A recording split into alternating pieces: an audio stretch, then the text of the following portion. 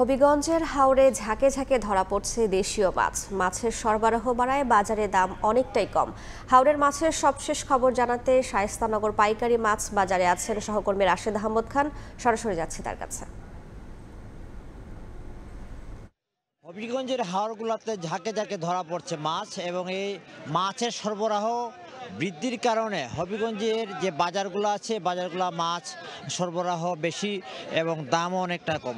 আমরা কথা বলেছিলাম যে হবিগঞ্জের যে মাছ ব্যবসায়ীরা আছেন তারা জানিয়েছেন যে হবিগঞ্জের শায়েস্তানগর মাছ বাজার যেটি এটি হবিগঞ্জ জেলার মধ্যে সবচেয়ে বড় মাছের বাজার এবং এই মাছ বাজারে সকাল থেকে বিভিন্ন হাওর এবং নদী থেকে যে দেশি মাছগুলো আছে মাছগুলো জেলেরা নিয়ে আসেন এবং জেলেরা জানিয়েছেন যে গত এক সপ্তাহ বা 2 সপ্তাহ থেকে হবিগঞ্জের যে বিভিন্ন হাওরগুলো আছে আজমেরিগঞ্জ বানিয়াচং লাখাই সহ যে হাওরগুলো আছে এই হাওরগুলোতে বেশি বেশি মাছ ধরা পড়ছে এবং মাছ ধরার বেশি বেশি মাছ আহরণের কারণে বাজারগুলোতে মাছ সরবরাহ বেশি এবং সরবরাহ বেশি হওয়ার কারণে এখানে দামও অনেকটা কম।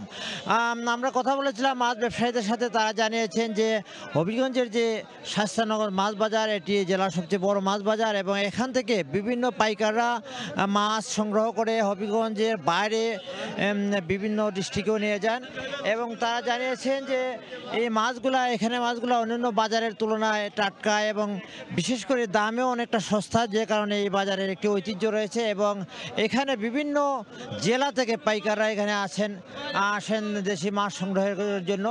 আমরা কথা বলেছিলাম যে বাজার কমিটির যারা আছেন তারা জানিয়েছেন যে বাজারে প্রচুর মাছ এখানে আসে এবং এই মাছ আসার পরে এখানে ক্রেতাও খুচরা এবং পাইকারি ক্রেতারা এখানে ভিড় জমান, কিন্তু তাদের একটি দাবি যে তারা দীর্ঘদিন যাবত তারা যে অস্থায়ী যে কার্যালয়ে আছেন এই যে জায়গাটিতে বাজার করেছেন এই বাজারটিতে বিভিন্ন ধরনের প্রশাসন তাদের উচ্ছেদ করে দিয়েছে, কিন্তু বর্তমানে তারা ছাউনি ছাড়া এই ঠান্ডার মধ্যে তারা থাকছেন। তাদের একটা দাবি যে এখানে যে বাজারটি আছে এই বাজারটিতে যাতে একটি ছাউনি করা হয় এবং এই ছাউনিটা যদি হয় তাহলে মাছ যারা ব্যবসায়ী আছে তারা সুন্দরভাবে তাদের ব্যবসা পরিচালনা করতে পারবেন। তো এই ছিল আজকে হবিগঞ্জের মাছ বাজারের সর্বশেষ।